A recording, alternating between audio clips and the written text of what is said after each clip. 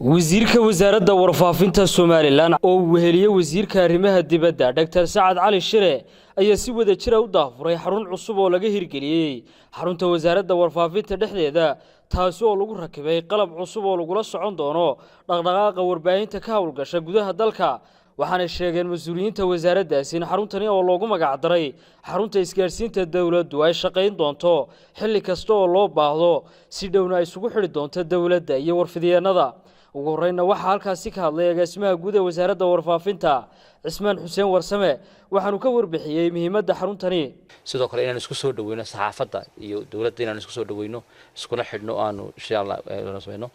waxa kale oo xaruntu hadafkeedu yahay inuu ururiyo xogaha kala duwan falanqeeyo isku dayo markaa inuu wixii dawladda kaga yaala ay sameeyso warbaahinta faatiran oo dhaba oo xog dhabana laga helo oo si joogto ah warbaahinta loola wadaago Dr. Saad Cali Shire wasiirka arrimaha dibadda iyo Marwe Shukri Xariir Ismaaciil wasiirka xigeenka hore ee wasaaradda warfaafinta oo halkaasi hadalka iska daba qaatay waxay sheegeen in baahin weyn loo qabay xaruntan isgaarsiineed xafiis u qaabilsan maxaan ku dhahay communication-ka iyo warbaahinta xafiiskaasina uu noqdo xafiis ku xidhan maxaan ku dhahday wasaaradda warfaafinta si xog kasta oo dawladda looga baahan yahay loo helo xogta dhabta ah ee rasmiga ah ee bulshadu ay u baahan tahay ee xaqiiqada ku fadhiyo waxa loo baahan in la hadlo caalamkan in la hadlo caalamka wuxuu baad ka jirtaa amba inta leegtahay waxay ku xidhan tahay inta lagu maqlo amba muuqaalkaaga la arko haddii aad ku badan tahay warkana waxaad noqonaysaa wax jira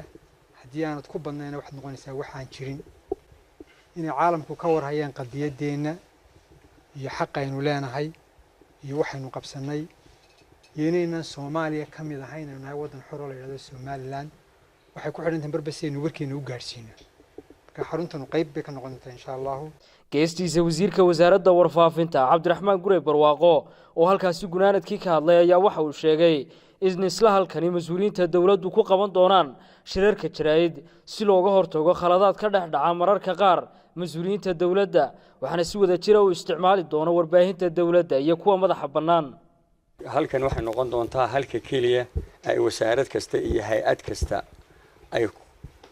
maxaa xiriirka la soo yeelanayso ay arrinteeda iyadu dadka gaarsiinayso dawladda hadalka maaha laakiin waa dawladda qoraalka iyo waxtarka iyo wax qabadka waxaanu doonaynaa tanna inaanu barbar socodsiino hase yeeshee warka aanu siinayna inaanay ahayn yooyootan iyo waran ka horge ay tahay waxaanu dadka siinaynaa war sugan oo la hubo oo aan waxba ka soo noqon halkana sidaanu sheegnay waxa ay shaqayn doontaa 24 saacadood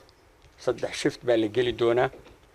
shift kasta 8 saacadood buu ku jirayaa Idris Bershiya telefishinka Universal Hargeysa